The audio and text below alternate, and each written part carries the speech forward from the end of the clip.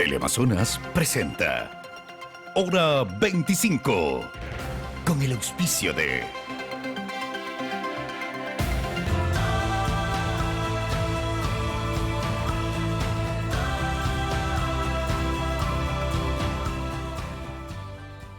El verde es tecnología, porque así se siente no malgastar papel y hacerlo todo online. Por eso, elijo un banco verde. Produbanco, en pro de ti. Conocimientos y habilidades te esperan aquí en Uniandes, la universidad que forma a médicos con una nueva visión.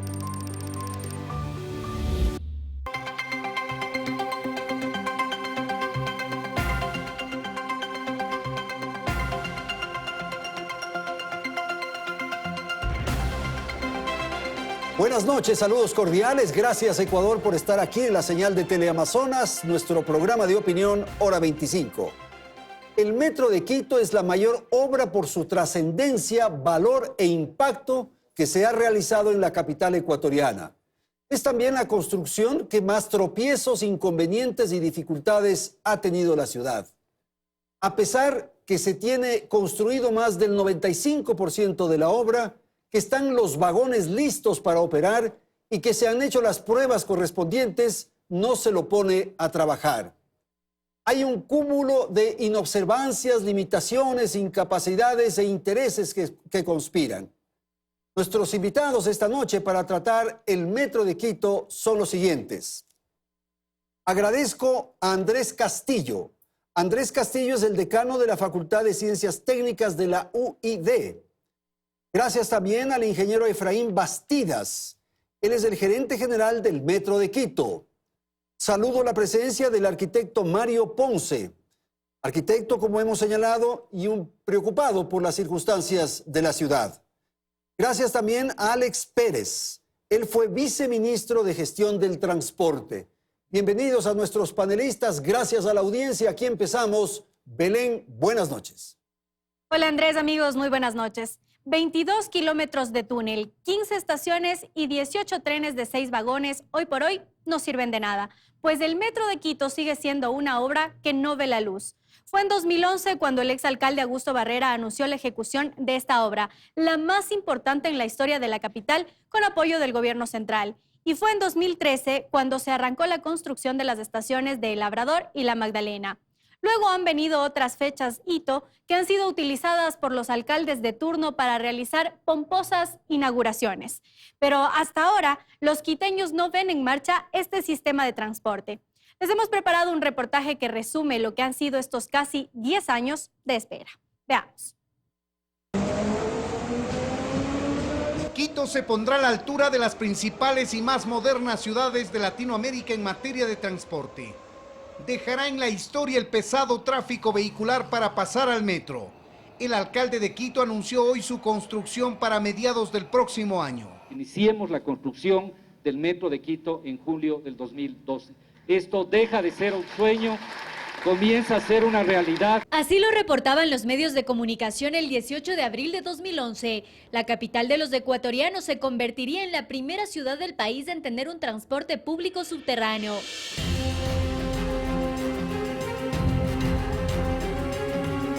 La obra se empezó a evidenciar en 2013, cuando arrancó la construcción de las paradas intermodales de La Magdalena en el sur de la urbe y en El Labrador en el norte.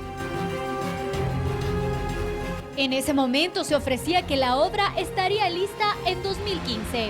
Sin embargo, en 2014, cuando Barrera no logró la reelección, la construcción de esta histórica infraestructura de transporte pasó a manos de Mauricio Rodas. En este año concluimos la construcción del túnel del Metro de Quito. En este año hemos concluido la construcción de la obra civil de las 15 estaciones del metro. Allí ya empezaban a surgir inquietudes sobre esta mega obra, pues el presupuesto inicial, que había sido de $1.500 millones, se incrementaba a $2.000 millones.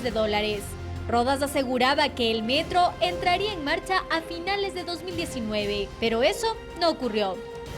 Llegó a la alcaldía Jorge Yunda. Nosotros estamos comprometiéndonos a llevarle hacia Calderón y hacia Carapungo, una de las parroquias más pobladas del Ecuador, que sería un servicio importantísimo y además un alivio económico para que se pueda autosustentar esta obra, el Metro de Quito. Y en su administración, la empresa pública Metro de Quito sufrió una seria inestabilidad con al menos 5 gerentes. Y allí se decía que la obra física estaba casi lista, pero que faltaba una sola pieza, el operador del metro. En esa administración no hubo consensos para escoger el modelo de gestión y en medio de la crisis política que atravesaba la capital, el metro pasó a segundo plano. El cuarto alcalde que debió tomar la obra fue Santiago Guarderas, quien también encendió las expectativas. Tenemos al oferente seleccionado, el consorcio formado por Metro de Medellín, Colombia y Transdev de Francia. Es una fecha histórica, es un día emblemático. 10 años hemos esperado para esta situación. Pero una vez más el proceso para designar al operador se cayó. Y aunque a simple vista está todo listo, las estaciones y los trenes, el metro no arranca. ¿Cuál es la pieza que falta? Bien, vamos a iniciar. Voy a dar la palabra a Alex para conocer su apreciación. Una serie de problemas, de dificultades. ¿Cómo entender lo que ha ocurrido y los problemas que tiene el metro? Buenas noches. Buenas noches. El Metro de Quito es un gran proyecto, como ustedes lo han presentado, y es el primer proyecto de su categoría en el país. Entonces, el trabajo que se ha venido haciendo ha sido afectado por muchos temas políticos, fuera de lo técnico.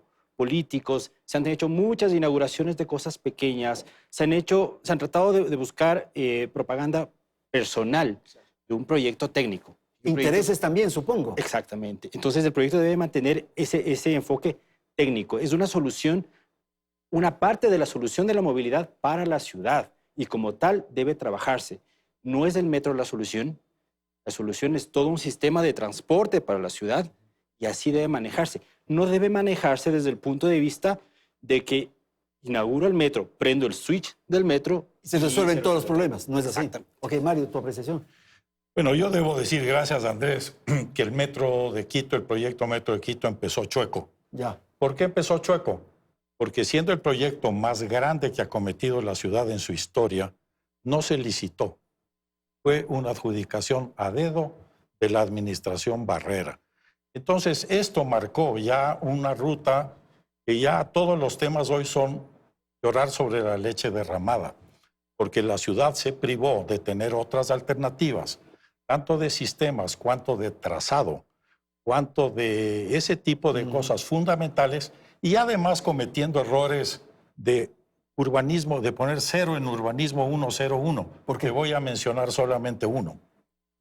¿Cómo se termina el metro en la terminal, en la ex cabecera sur del aeropuerto, cuando se pudo ganar 4 kilómetros por superficie, que cuesta 1/4 parte, o sea, con lo que haces 1 kilómetro, hacías 4. Aprovechar, digamos, la pista, claro, el espacio del aeropuerto. Una cosa elemental. Y otra cosa, pues, cuestionadísima, meterse bajo el centro de Quito con el todavía incógnita, con la incógnita de saber qué pasará con las edificaciones coloniales. Patrimoniales y llegando a la estación de San Francisco, 40 metros abajo, 35, 40, lo que sea, con un altísimo costo de operación para toda la vida por la diferencia de nivel entre la estación Plaza del Teatro y la de San Francisco. Andrés Castillo, lo que ocurre es que la empresa que fue seleccionada para construir da la sensación de que cumplió, estuvo adecuada, en fin,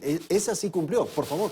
Bueno, pues las condiciones en ese momento pueden haber sido que cumplía lo que se pedía o los estándares. Sin embargo, cuando hablamos de transporte y movilidad, no solamente es este contexto nada más de movilizar con un metro y solucionar el tema de tráfico, que era la idea principal u objetivo. Hay mucho más contexto, hay impacto social, hay impacto ambiental, movilidad y económico como tal. ¿Y esos elementos no se consideraron? No se han considerado. Ingeniero, su opinión de lo que hemos escuchado. En línea con lo que menciona Alex Pérez, el metro es una parte de la solución. La verdadera o completa solución es un sistema integrado de transporte masivo, del cual el metro viene a ser la columna vertebral. El eje que puede movilizar muy capazmente desde norte a sur con unas velocidades idóneas y asimismo con un número de pasajeros que no lo pueden alcanzar ninguno de los otros sistemas. Ahora, un par de precisiones. La licitación para la construcción sí existió. Y en para la construcción. Para la construcción. Lo que hubo es, para los diseños, una contratación directa como lo permitía la ley para que los estudios de movilidad y los diseños los realizase Metro de Madrid. En esa parte hay que aclarar, no es que no se licitó la obra, se licitó y fruto de la licitación hubo un ganador, en licitación abierta internacional. ¿Por qué cree usted que se produjeron en el transcurso del tiempo tantos inconvenientes, tantas dificultades y estas postergaciones para que inicie la operación? Bueno, un sistema de metro es un sistema que no se resuelve en 4 o 6 años. Si vemos las experiencias de otros países, si contabilizamos en Latinoamérica en promedio cuánto se han demorado cada línea de metro en construcción, hablamos de una década en promedio, ¿no? Entonces, es por la envergadura de este tipo de sistemas. Ahora, la parte no apropiada fue que, como decía Belén, que se hagan supuestas inauguraciones o que se hagan micro inauguraciones a lo largo del tiempo. Esa es la parte que no debía de haberse ido realizando. No se puede inaugurar una obra que no está ya operando directamente. ¿Y el trazado que señalaba el arquitecto Ponce?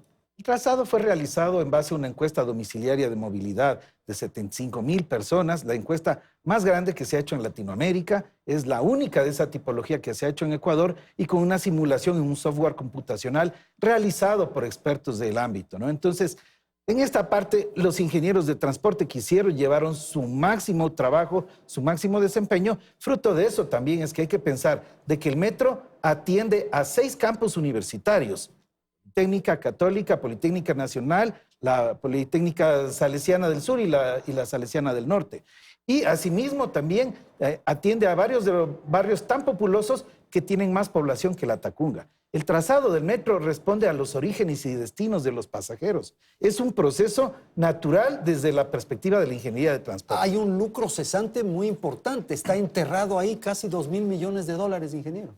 Hemos tenido un retraso. Yo digo, es una obra que se planeó bien y se construyó bien, como lo decía Andrés, pero el problema es que la operación no se la planificó en ninguna de las alcaldías. Llegamos a la alcaldía del señor Yunda, del doctor Yunda, y en ese momento se tienen 5 gerentes en un solo periodo de alcalde. Entonces, esta serie de incongruencias, de inconsistencias, no nos ha permitido que la operación vaya cristalizándose, que es la parte que falta, porque el resto, la obra como tal, la construcción y como decían también en el reportaje, los vagones e incluso los sistemas electromecánicos y telecomunicaciones ya están listos, ya están completos. Arquitecto. Disculpas del contrapunto, pero se licitó lo que se planificó. Lo que debió hacer. O sea, se debió convocar una licitación para...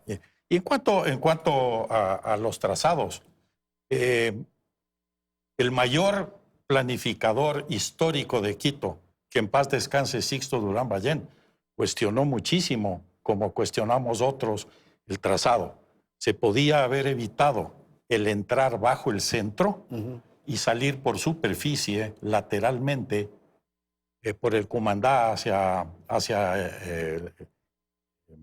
la Villa Flora y solucionar el tema del centro de Quito con un transporte integrado de circular. El tema de fondo es que todavía tenemos la incógnita de qué es lo que irá a pasar con el tema del centro histórico, que es algo muy sensible. No sé si estás en conocimiento, Andrés, que en el sur de Quito hay todo un barrio afectado producto de la obra del metro. Dios no quiera que algo de eso, mínimamente de eso pueda pasar. Se produzca en el casco. Entonces, esa obra se debió licitar desde la planificación y los sistemas. Que se haya licitado la construcción es una realidad, pero es a lo que se planificó. Rápidamente para responder esto y cerrar este capítulo. Bueno, básicamente se siguió lo que la normativa ecuatoriana permite, autoriza, que es la contratación directa a las empresas de la comunidad pública internacional. Seguimos la norma. Por otro lado, definitivamente Metro de Madrid era la empresa más capaz porque había construido en las últimas 2 décadas no solo 150 kilómetros de metro, sino también todo un sistema integrado porque ellos tienen la MT, trenes de cercanías, tienen sistema de movilidad no motorizada, todos los factores necesarios. Y los estudios fueron completos e integrales. Por otro lado, también mencionar, o sea, con el respeto al señor arquitecto Sixto Durán Ballén, que en paz descanse, él como arquitecto excepcional, pero él no era experto en transporte. Él decía de que el metro debía de ser una línea recta. No hay un solo sistema de metro en el mundo que sea una línea recta. Nos podemos confundir cuando vemos los planos esquemáticos, que son líneas rectas, pero en realidad todos tienen curvas para ir llegando donde la gente necesita, para capturar la demanda, para atender a los barrios con necesidades. Entonces, son algunas precisiones por aclarar. Por favor, su apreciación de este contrapunto y tal vez incorporar el elemento de lucro cesante. Esto le cuesta al país, eso es evidente. Esto cuesta al país. El tener un proyecto de esta envergadura con tantas dudas en el camino, con tanta incertidumbre, genera primero en el usuario local, en la ciudadanía, ya desconfianza. Voy a usar el metro, estará funcionando bien, opera bien, está bien desarrollado. Y luego, a nivel internacional, estamos en un proceso de licitación que van a presentar ofertas. Y claro, después de tantos tropiezos en el proceso, la comunidad internacional, la empresa privada también dice, ¿invierto? No tengo mucho riesgo. El proyecto no está bien aceptado en la ciudad, ha tenido muchos problemas. ¿Qué hacer? ¿Cómo devolver esa confianza al ambiente internacional? Entiendo que están en un proceso de preguntas, de consultas, de respuestas, y eso puede dar un poco de confianza, pero hay que trabajar en eso, en decirles, vengan, inviertan acá, estamos haciendo este proyecto, lo tenemos construido, queremos que lo operen. Hay un tema muy sensible que es el de las tarifas, por ejemplo. Eso debería ser absolutamente transparente y decirnos con claridad qué es lo que va a ocurrir. Hay algunas referencias, pero no sabemos qué va a pasar. Deberíamos tener claro que todo el proyecto sustentable tiene que tener 3 vértices: económico, social, ambiental. Lo ambiental entiendo que lo están manejando perfectamente, están trabajando con algunos problemas en la parte del sur de la ciudad. En lo económico, tarifa, impacto, y el impacto social también tienen que trabajarlo. ¿Cuánto va a costar? Va a ser integrado. ¿Qué beneficios va a tener las personas de discapacidad? La ley lo define. Tomar en cuenta eso en los ingresos, operación y el mantenimiento, para saber que si voy a tener 400,000 pasajeros, mi tarifa no será la que yo diga, porque va a haber discapacitados, porque va a haber tercera edad, porque va a haber otro tipo de usuario que va a bajar mi tarifa promedio de ingreso. Y eso va a incluir en mis ingresos como empresa. Y esto probablemente lo van a resolver con subsidio, que también es una forma de costo que nos va a costar. Al final de cuentas, estamos pagando, sea por impuestos o sea por tarifa, estamos pagando.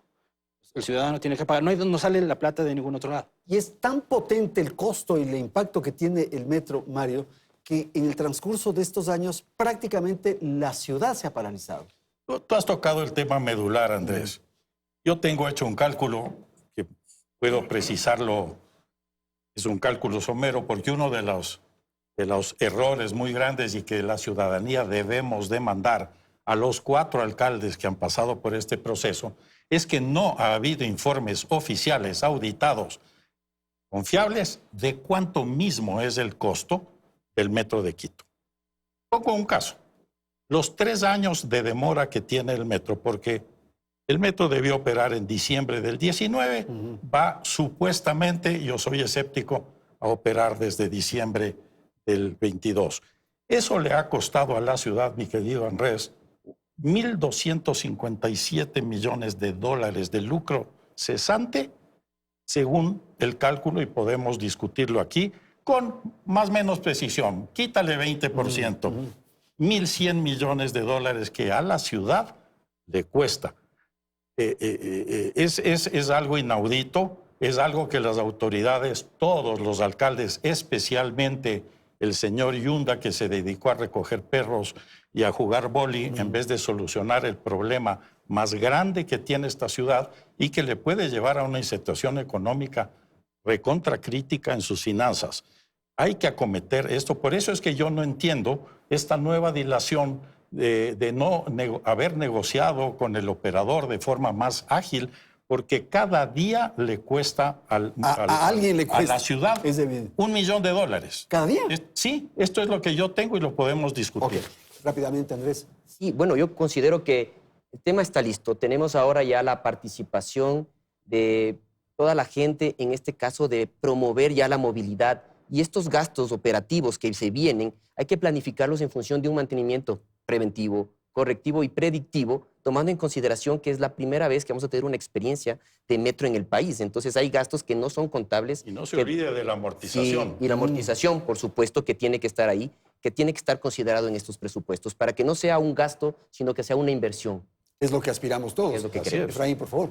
Sí, cuando hablamos de lucro cesante y de lo que no se realizó en los anteriores años, creo que cada alcaldía deberá de responder según lo que le competía. En el caso de la administración actual del doctor Guarderas, yo fui precisamente escogido inmediatamente que él se posesionó. Yo fui designado como gerente del metro y hemos iniciado a punto seguido toda la hoja de ruta para llevar a la operación. Fruto de eso es que cuando iniciamos el proceso con el doctor Guarderas, ni siquiera los trenes estaban en pruebas. No existía un sistema de pruebas para los trenes como tales. Se había recibido en notaría, recepción presunta, es decir, todo fuera del contexto técnico, y desde diciembre del 2021, inclusive no había ni siquiera seguros para los trenes en movimiento. Empezamos a cometer una serie de pasos, una serie de fases para llegar a la operación. Para tener la operación necesitamos dos caminos, uno contractual, otro técnico. En el técnico es el fabricante quien está desarrollando las pruebas de operación, porque debemos de garantizar la seguridad ferroviaria. Y en el contractual es el proceso que hemos informado, que hemos venido indicando y que no hemos dado por inaugurado. Hemos contado cada uno de los pasos, cada una de las fases. Ahí hagamos una pausa porque eso es lo que vamos a tratar después de la publicidad. Ya retornamos.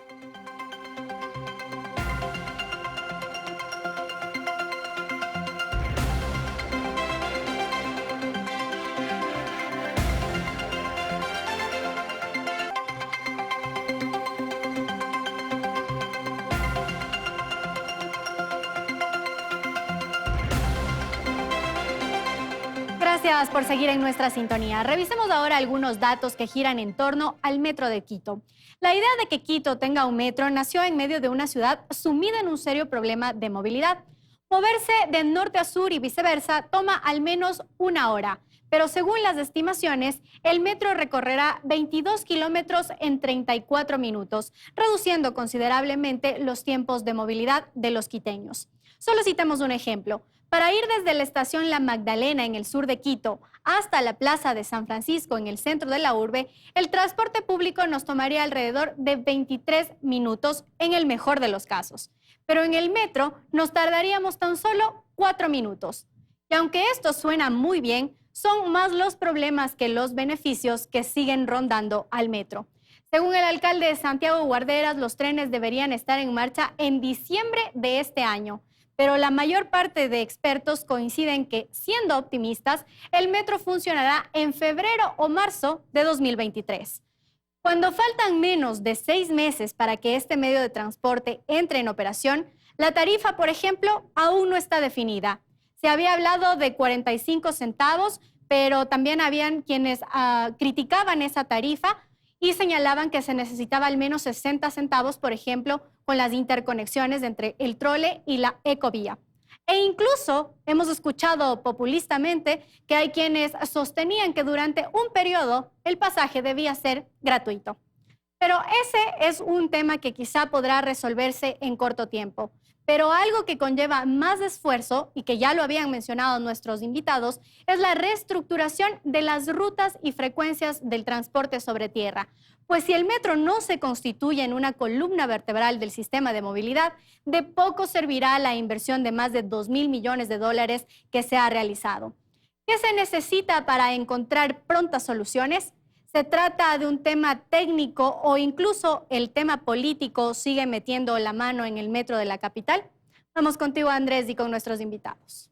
Gracias, Belén. Efectivamente, esto es lo que vamos a plantear en nuestro siguiente segmento.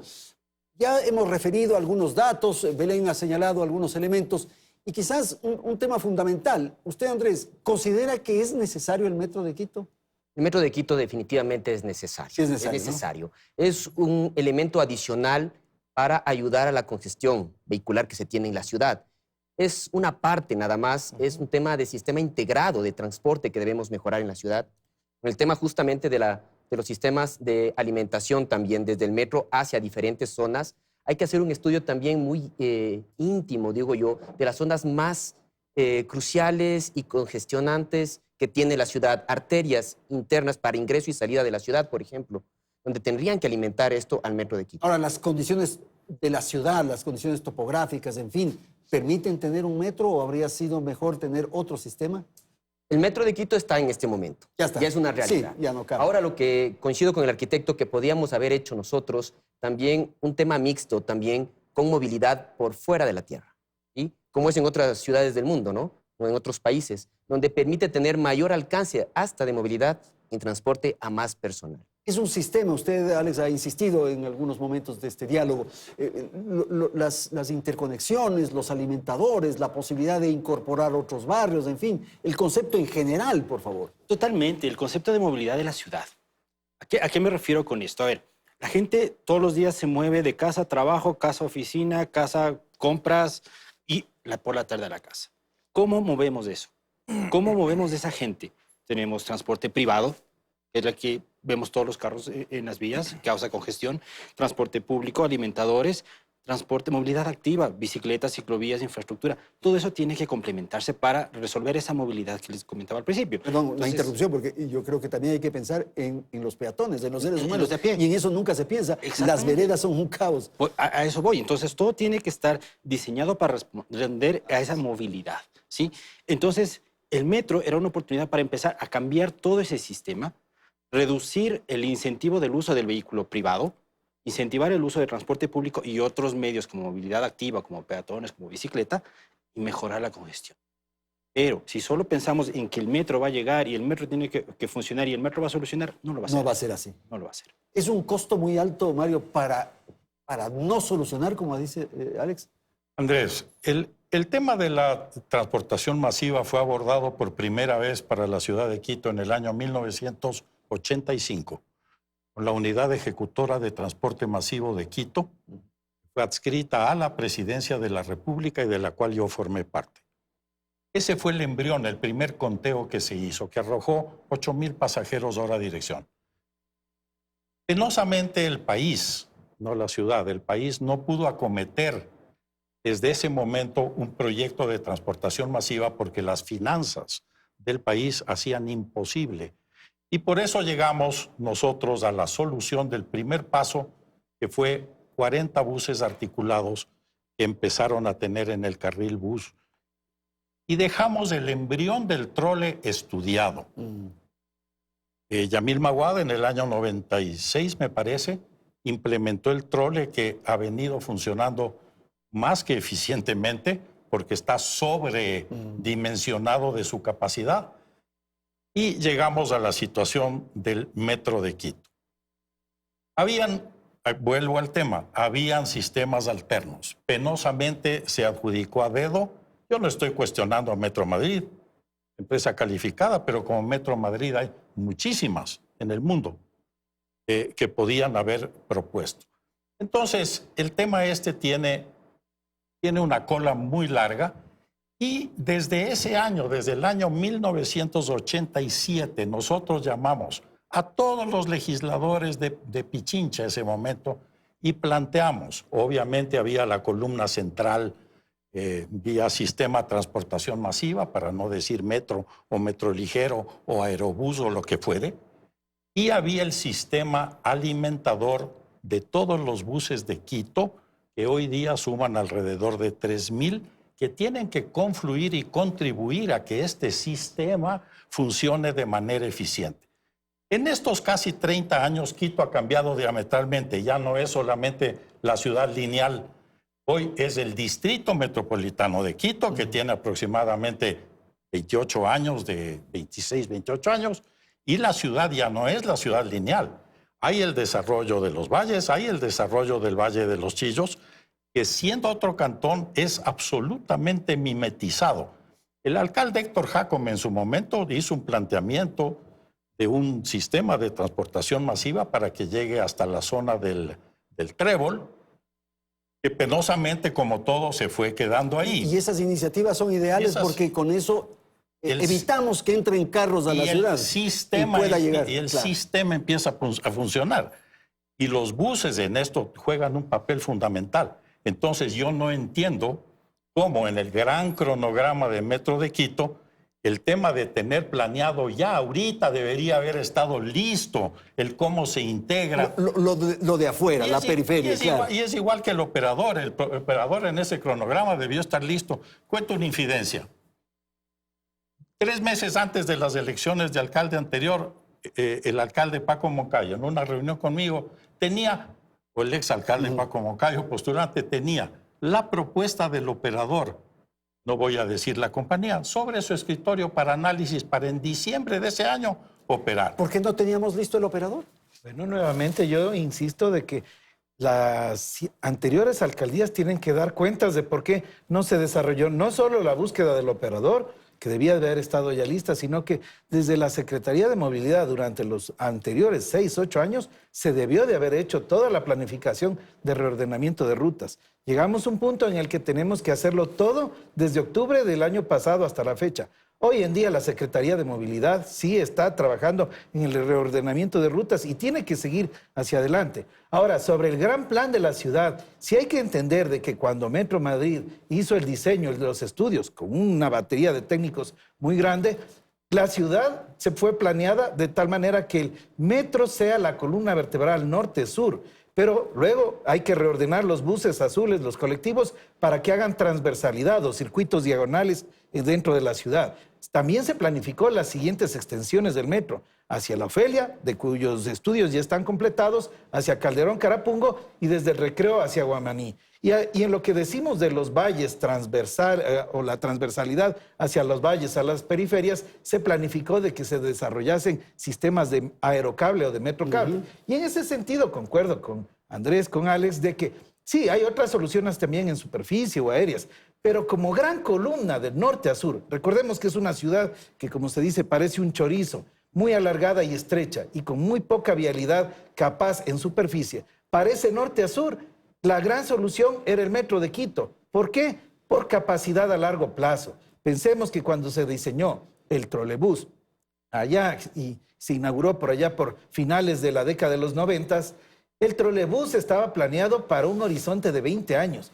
Hoy en día el trolebús está sobrepasado, está desbordado, ya no se pueden meter más buses articulados, ya tampoco no es posible acometer otras extensiones porque el sistema está saturado. No hay dónde extender más la capacidad del trolebús. Entonces, el metro sí hace una diferencia. El metro, en ese sentido norte-sur, puede llevar hoy día 400,000, pero si la ciudad sigue creciendo de manera especial verticalmente, como lo ha venido haciendo también en los últimos años, puede llegarse hasta 1 millón de pasajeros dentro del trolebús. Y para lo que es lateralidad, periferias, existen otras formas, sí, a nivel de superficie, como lo decía Andrés, para solucionar o en general para habilitar ese sistema integrado. Pero fíjese, ingeniero, que en torno al tema del operador no se tenía claro que incluso en un momento dado se pensó que sea el propio municipio el que administre. O sea, en el transcurso del tiempo ni siquiera se definió un sendero, digamos, un plan de cómo resolver el tema del operador.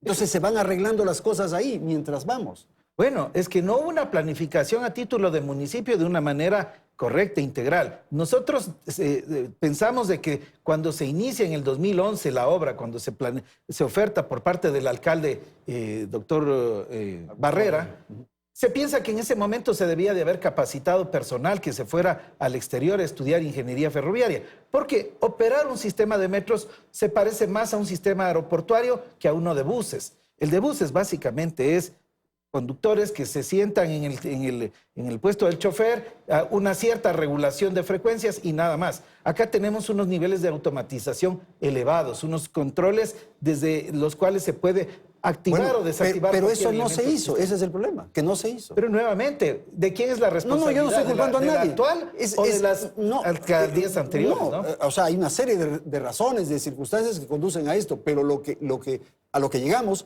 es la pérdida que tiene la ciudad. La ciudad pierde. Acotarle, Andrés, de que el tema es, llegamos al 2021, no hay capacidad técnica local, que no significa que no se la puede desarrollar. De hecho, hay algunas universidades como la que representa Andrés que están planeando realizar hoy en día una maestría en gestión de transporte. Pero al momento del 2021 no existe capacidad de ingenieros ferroviarios que puedan llevar adelante la operación del Metro de Quito. Por eso es que se busca un operador externo, por eso es que se busca una empresa que tenga experiencia en operación para que cumpla dos actividades. La primera, la operación durante un periodo de 6 años y la segunda, transferencia de tecnología, lo cual está escrito en las bases contractuales. ¿Qué opinión tienes sobre eso del operador, este último inconveniente, este último incidente? Digamos, es absurdo. Yo quiero hacer un contrapunto con el ingeniero Bastidas, aclarando que yo no estoy aquí de detractor del alcalde Guarderas, ni muchísimo menos. Pero sí estoy aquí como un ciudadano que conoce medianamente este tema para señalar lo que yo creo que son responsabilidades. ¿No es cierto? Es indudable que es imposible pensar en que esto se maneje sin un operador con experiencia que tenga... Sería un absurdo, claro. ¿No es cierto? Pero la ciudad tiene que estar consciente de que esto debió estar antes. Y eso es lo que me parece a mí. Aclaro una cosa, si nos metimos a esto, Andrés, teníamos que haber estado preparados, en ese sentido. Yo no estoy de acuerdo en esta dicotomía de decir el alcalde Yunda y el alcalde Guarderas, porque el Consejo Metropolitano, que es la autoridad máxima de la ciudad, es el mismo. Es absolutamente el mismo. Entonces, si a Yunda se le permitió todas las laxitudes y todas las incorrecciones por las que tiene grillete y temas jurídicos, el Consejo, en mi opinión, con el respeto que me merecen, sobre todo ciertas personas del Consejo, es corresponsable. Esto la ciudad tiene que tener claro. Es el municipio. Es el municipio de Quito. Ese es lo lógico. ¿Qué sacamos de decir? El culpable es el primero, el segundo. El problema de la ciudad, la cuenta la va a pagar la ciudad. Y hay una cosa que tiene que responder el actual alcalde y usted, ingeniero, de alguna manera, es esto del operador. ¿Cómo es posible? Se llama a un concurso, a una selección de operador y luego no ha sido. Bueno, no es que no ha sido, Andrés. Simplemente se recibieron las ofertas, se las estudió. Cuando se concluye la revisión de ofertas y se encuentra el más opcionado o el de primer orden de prelación, en ese momento nos dice el consorcio que ellos quisieran incluir un reajuste por inflación y se les dice, no, la ley no lo permite para este tipo de procesos contractuales, en donde ese reajuste solo se da para precios unitarios, que es otro tipo de contratos. Entonces, en vista de ello, se les invita a que o mantengan la oferta o se tiene que dar por concluido, ya que no era la oferta completa o habilitada. Y lo que se hace es un relanzamiento inmediato de una forma expedita para que se vuelvan a tener las ofertas y ellos corrijan lo que no habían incluido. Ellos y los otros candidatos, porque los otros candidatos también pueden hacer corrección de sus ofertas o presentar nuevas ofertas. Alex, sobre el operador me preocupa este tema. Sí, yo creo que primero tenemos que olvidarnos de nombres. O sea, este es del Metro de Quito para Quito. Así es. Hubo responsabilidades, hubo administraciones, perfecto, pero al final de cuentas al ciudadano lo que le importa es cómo me muevo en la ciudad. Punto. ¿Y qué problemas tengo al moverme en la ciudad? Y claro, tengo problemas de moverme, pero además el no moverme también tengo un costo a lo que se refirió Mario, porque la ciudad se ve perjudicada. Exactamente. Y allá va mi punto. Si ahorita yo digo, va a operar el metro en tal fecha, perfecto, pero todo tiene que estar listo para que opere en las mejores condiciones. Hablamos de reestructuración de rutas y frecuencias. Si no tengo esa reestructuración de rutas y frecuencias, se le va a complicar al ciudadano llegar al metro. Entonces el metro no va a tener una demanda, no va a tener ingreso y no va a ser sustentable. ¿Cómo es posible que eso no se haya definido? ¿Cómo no se resolvió aquello? Eso es inaceptable. Y el operador muchísimos intereses. El operador lo primero que va a pedir es, esto es un negocio, yo voy a invertir tanto, ¿dónde están mis ingresos? Si yo no le garantizo, no le digo, estos van a ser tus ingresos, con los riesgos que siempre existen en toda asociación público-privada, pero ¿cuáles son mis ingresos? Me tienes que hacer un reordenamiento de rutas y frecuencias. ¿Para cuándo? Tienes que garantizarme que lleguen pasajeros. Eso es un poco lo que porque si no me das eso, me tienes que dar por subsidio. Me tienes que pagar por otro lado. Yo no voy a invertir para no recibir. ¿Es un elefante blanco el Metro de Quito? Bueno, en este momento es una edificación que no está funcionando. Y si no está funcionando, efectivamente, pues es un gasto, un elefante blanco. Pero hay un tema más interno también. Estamos hablando mucho de las rutas y frecuencias, que es un tema técnico que tiene que solucionarse. Pero ¿dónde está la capacitación y educación al ciudadano? Además, ¿cómo va a actuar el ciudadano cuando ya esté en operación el Metro de Quito? ¿Cuál es la manera de llegar al ciudadano para que en este contexto de movilidad tenga claro lo que tiene que hacer, cómo va a moverse? ¿Cómo debemos comportarnos con el metro? Dentro y fuera de las estaciones. Y ahí es donde es fuerte la oferta asociada de los franceses con el metro de Medellín. ¿Por qué? Yo estudié y me gradué en Medellín, entonces conozco Medellín de memoria. Y ellos han hecho importantes avances. Y Medellín tiene una similitud morfológica muy grande con Quito, inclusive en tamaño de ciudad. Lo que han hecho ellos luego de haber estado quebrado el Metro Medellín en su etapa previa, esto hay que decirlo, están pagando en 80 años lo que el gobierno colombiano tuvo que poner para echar a andar ese proyecto. Precio original, porque aquí hay una gran diferencia. El metro de Medellín es un metro de superficie y el metro nuestro es un metro subterráneo. Eso es una diferencia muy grande. Entonces, hay que tener claras estas cosas para poder saber dónde puede ser interesante y es esa oferta. Por eso me pareció a mí absurdo, más allá de las limitaciones legales que puedan haber, y eso se entiende en derecho público, no se puede hacer sino lo que la ley dice. Eso sabemos algunos arquitectos también, hemos hecho cosas.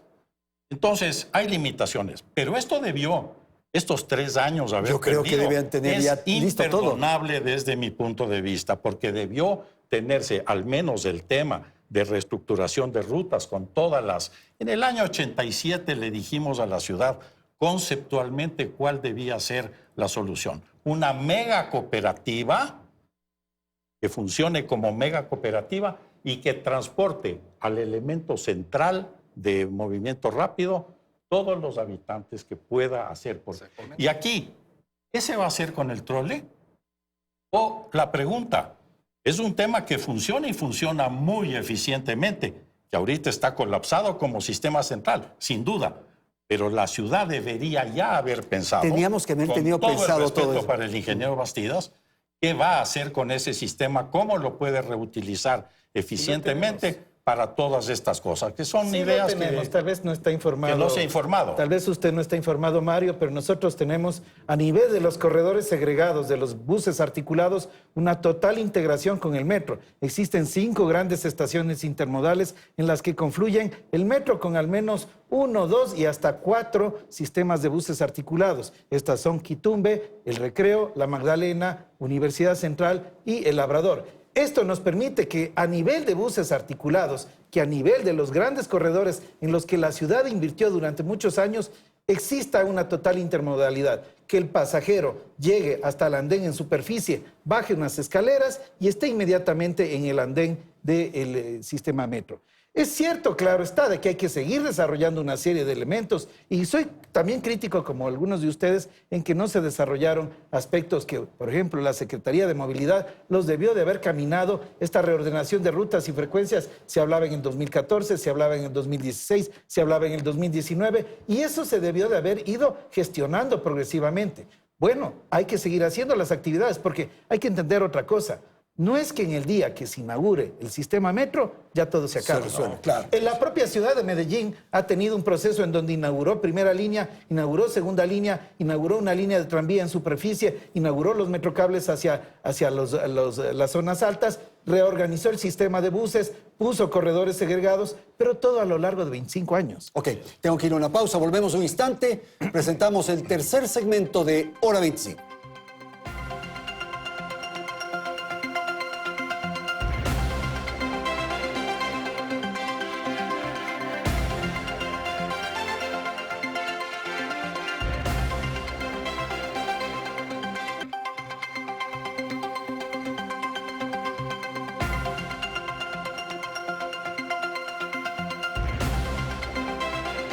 Bien, vamos a la tercera parte del programa, Efraín, y lo que me parece interesante es aquello que señaló Andrés Castillo hace un momento, el comportamiento, la conducta, porque alrededor del metro hay una serie de circunstancias, no solamente el que nos traslade, nos lleve de un punto a otro, sino que hay comportamientos culturales, hay negocios, hay actividades, hay una serie de cosas. Así es, y todo eso obviamente debe estar planificado y debe estar como un objetivo de la empresa municipal que maneje esto, pero lo más importante es que Quito, que es una ciudad compuesta por habitantes que quiere a su ciudad, debe entender que se ha comprado un Ferrari.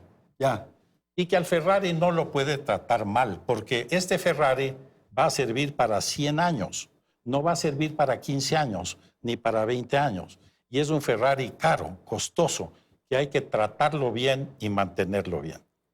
La tarifa. Espérate un ratito, en esto del aspecto cultural, yo pongo un poco para ponerlo más coloquial al diálogo. en otros metros se ve, por ejemplo, un artista, un violinista, un músico que está en una de las estaciones. Ameniza. ¿No es cierto? Aquí, ¿qué va a pasar? ¿Van a entrar las ventas ambulantes? ¿Cómo va a ser el comportamiento ahí? ¿A quiénes sí, a quiénes no? ¿Por qué sí y por qué este? Un poco esas cosas. Todo eso debe trabajarse. Esa cultura ciudadana debe trabajarse. ¿Por qué? Porque hay mucha expectativa, pero no hay información. Entonces, lo que usted dice, Andrés, ¿cómo van a funcionar las estaciones? Operativamente, ok, el operador lo va a hacer, pero desde el punto de vista de la ciudadanía, kioscos, centros de consumo, restaurantes, ventas ambulantes. Habrá que pensar incluso en el suicida. También, en cómo responder la seguridad. Entiendo yo que en los sistemas de emergencia funcionará eso, pero todo eso va a cambiar el que ya no puedo llegar 5 minutos tarde, sino que si mi tren dice a tal hora, a esa hora va a estar. Y ya no tengo la opción de espéreme o no cierra la puerta hasta que se suba. No sea malito. Ya cuando entramos estamos ya en otro mundo, estamos en Suiza y las cosas tienen que ser absolutamente exactas. Andrés, rápidamente.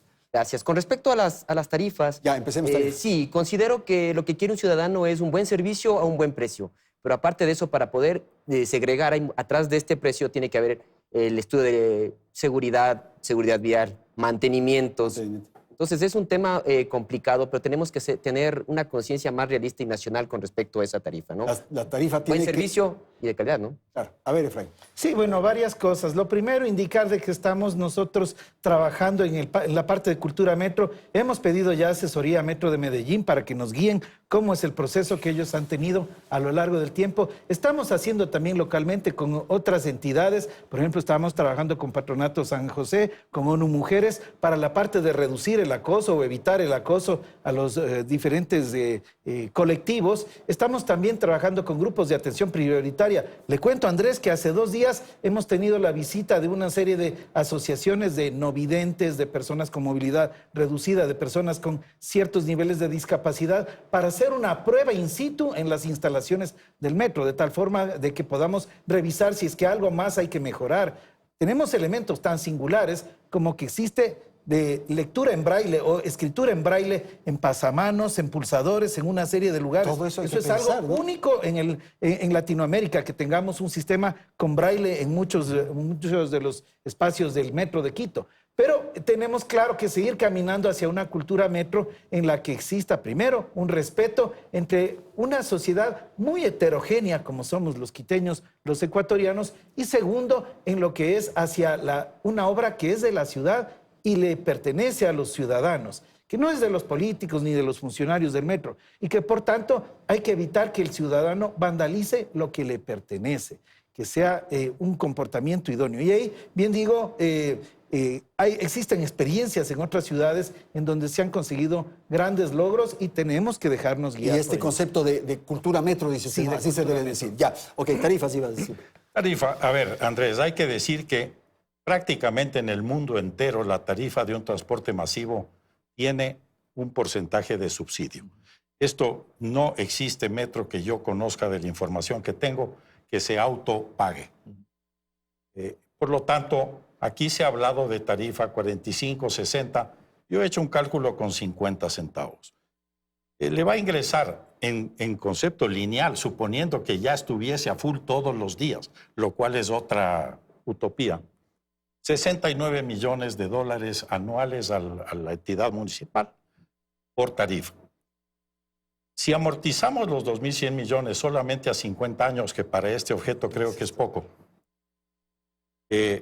son 42 millones ahí. ¿42 millones qué? En la amortización. La amortización, sí.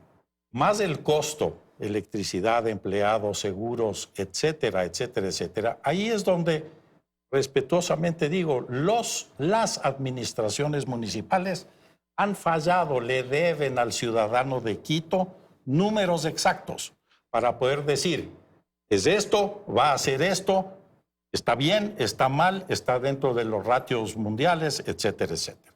Entonces, no se sabe si va a ser una tarifa integrada con los buses colectores. Sería absurdo, tan absurdo que el trole haga el mismo recorrido. Sería tan absurdo esto como que el sistema metro integrado sea tan costoso que la gente deje de usarlo. Entonces, mi cuestionamiento de fondo es que todo esto, que son problemas serios, debió estar planteado y estudiado hace 3 años. De aquí el llamado a que la ciudad piense y vote bien, que es a donde llegamos. ¿Por qué estamos aquí? Porque se ha dejado abandonado como municipio. Ya señalaremos quién o quién, pero como municipio ha dejado abandonado este asunto al garete, que no es un tema simple de resolver. Tarifas, por favor. Sí, ahí hay una imprecisión de parte de Mario. En realidad no se calculan así las cosas.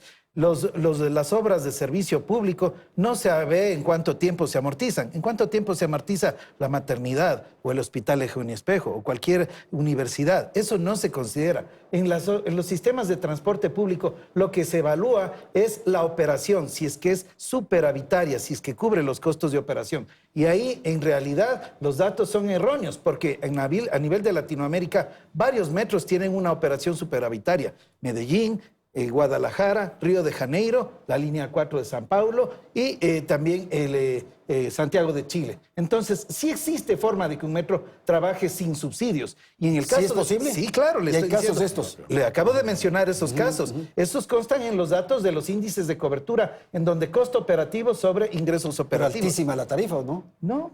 Usted váyase a ver cuánto cuesta la tarifa del metro de Medellín y estamos hablando de unos valores similares a los de Quito, ¿no?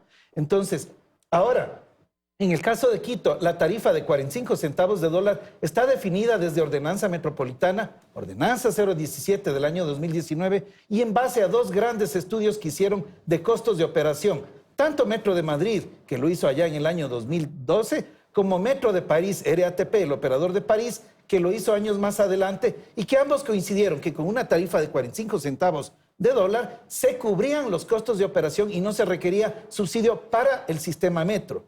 Y claro, en base a esa tarifa técnica es que se establece, o el Consejo Metropolitano decide establecer la tarifa de 45 centavos por ordenanza metropolitana. Señores, muchísimas... A ver, Mario, una precisión. 30 segundos. En el caso de Medellín, el tema se resolvió con una sobretasa, el tema financiero, con una sobretasa del costo de gasolina y de los cigarrillos en el área aferente que sirve al metro durante 80 años.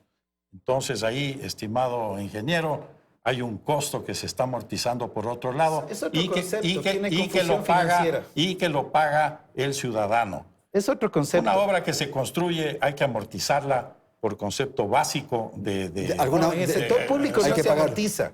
En el sector público, ya le digo, usted no amortiza una nueva universidad. ¿En qué momento se dice el tiempo de amortización de la Politécnica Nacional, del edificio construido? Inclusive en el sector vial, ¿cuántas carreteras se han construido en el país? Alex fue viceministro de Transporte. ¿Cuántas carreteras y en cuánto tiempo se han amortizado? Lo que se hace en un análisis es el valor actual neto socioeconómico, es decir, el beneficio para la ciudad. Si existe un beneficio socioeconómico para la ciudad. Pero esto si es que entendemos financieramente que hay CAPEX, los costos de inversión, y OPEX, los costos de operación, que no se mezclan, y eso lamentablemente está entreverándoles, pero cualquier financiero lo entendería de que es de esta manera. Tengo que terminar. Muchísimas gracias a nuestros panelistas. Gracias a la audiencia. Felicidades. Hasta el próximo domingo.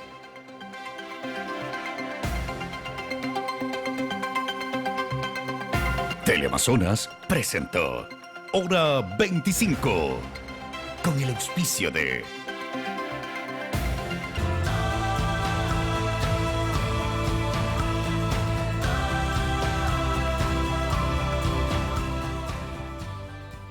El verde es tecnología, porque así se siente no malgastar papel y hacerlo todo online. Por eso, elijo un banco verde, Produbanco, en pro de ti. Conocimientos y habilidades te esperan aquí en Uniandes, la universidad que forma a médicos con una nueva visión.